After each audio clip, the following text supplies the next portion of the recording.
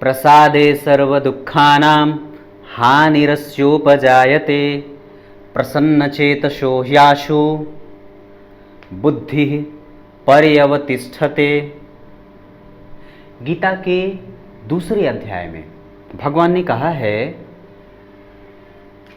प्रसन्नता प्राप्त करने का एकमात्र उपाय उसके साथ अपने आप को संलग्न कर लो।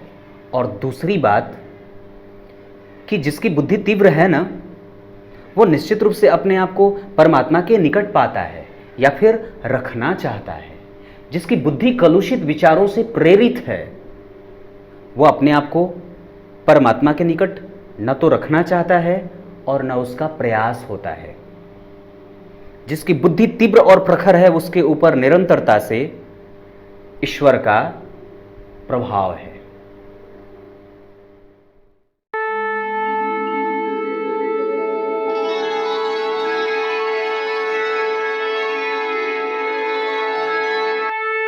प्रिय दर्शकों, नमस्कार। मयूर पराशर के लिखे गए लेख के साथ आज उपस्थित हूँ। आज मंगलवार है ना, कोरोना के ऊपर पिछले मंगलवार को मैं नीतू झा के लिखे गए लेख के साथ आपके सामने आया था और आज मयूर पराशर जी के साथ और उनके लेख के साथ उपस्थित हूँ। ये फिलहाल एनएसडी में अभी पढ़ाई कर रहे हैं और इन्होंने लिखी है एक ऐसी समस्या जिसने ना ही केवल वास्तविकता से हमारा परिचय कराया है, जबकि वास्तव में मानव जीवन की काया ही पलट दी है। कोरोना, जिसे मात्र महामारी कहना उचित नहीं होगा, क्योंकि एक तरफ जिंदगियां अस्त व्यस्त और डर के घेरे में समा गई हैं, तो दूसरी तरफ ऐसा जीवन जो कि अपने अंतिम चरण में जाता हुआ प्रतीत हो रहा था, उसमें मानो जान सी आ गई है।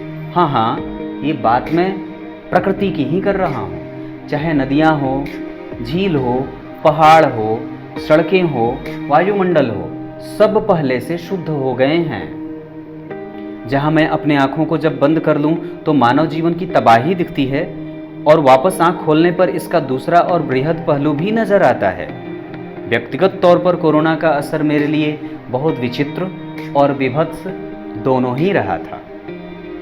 विभत्स इसलिए क्योंकि इस असमंजस में कह रहा हूं कि एक तरफ मानव जीवन की बर्बादी और हम पर निर्भर रहने वाले पशुओं का भयावह हाल देखकर दिल दहल उठता है, क्योंकि बीच में ऐसी भी तो खबर आई थी कि ये पशुओं में भी फैल रहा है। और फिर और विचित्र इसलिए क्योंकि प्रकृति जिसने हमें सारे आपदाओं से बचाया, मानव जीवन की रक्षा करी है, अब वो हमें बचाते बचाते हमारे ही मौत का कारण बन रही है।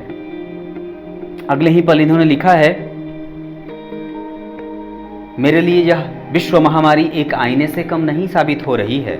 एक ऐसा आईना जिसने मुझे आत्म जागरूकता, आत्मनिर्भरता और गंभीरता का पाठ पढ़ाया है, प्रतिबिंब दिखाया है। हमारे अपने, जिनसे हम आजकल एक साथ रहते हुए भी दूर से हो गए थे, उनका महत्व समझाया है। परस्पर इस कोरोना के काल में हम एक दूसरे के निकट भी तो आए हैं। इस दौरान कई लोग एक दूसरे से मिले भी तो होंगे। इस दौरान कई लोग एक दूसरे को पहचान भी तो पाए होंगे। इस दौरान कई लोगों का प्रेम पढ़ा भी तो होगा। इस दौरान कई लोग नई जिंदगियां जिए भी तो होंगे। इस दौरान कई लोग मिले भी तो होंगे।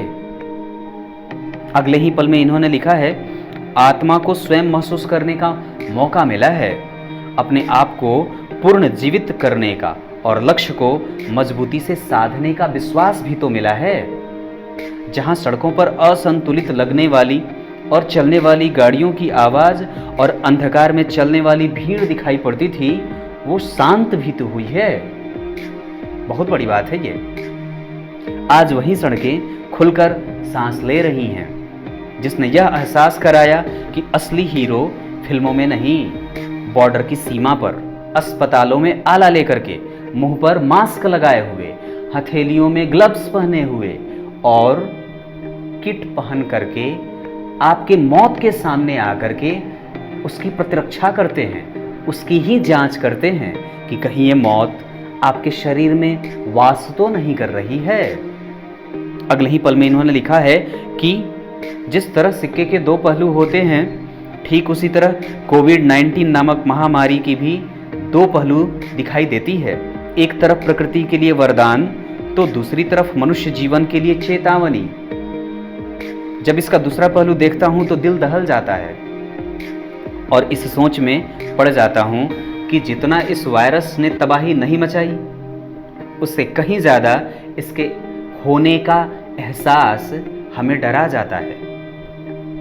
जितना ही हमें एक दूसरे के साथ की ज़रूरत है, उतना ही नफरत और हिंसा भी अपने चरम पर साथ ही साथ विकसित होते देखे जा रहे हैं। इस कोरोना काल में जहां विश्व में कई बार कई चीज़ों का आक्रमण होना, कई चीज़ों का हिंसा होना देखा गया है, ये निश्चित रूप से अजीब स्थिति को पैदा करने वाला होता है, जहां सारी दुनिया एक दूसरे के प्राण की प्यासी और एक दूसरे के रक्षा के लिए उससे हिम्मत और उसे हिम्मत देने में जुटी हुई है। ये अजीब स्थिति नहीं है तो क्या है? अगले ही पल में इन्होंने लिखा है, यह एक ऐसा इतिहास बन गया है जिसे आने वाले सालों में याद न करने की कोशिश की जाएगी, और एक ऐसा कड़वा और भयानक सत्य जिसका वजूद हमारे रगों में एहसास बनकर हमेशा के लिए जिंदा रहेगा।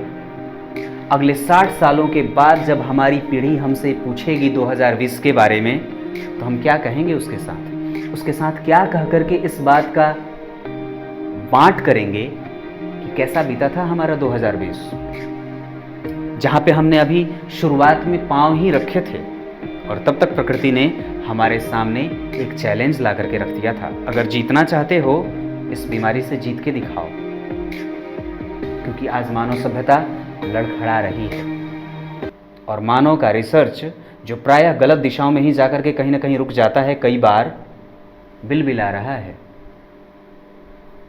ये लेखनी निश्चित रूप से कई सारे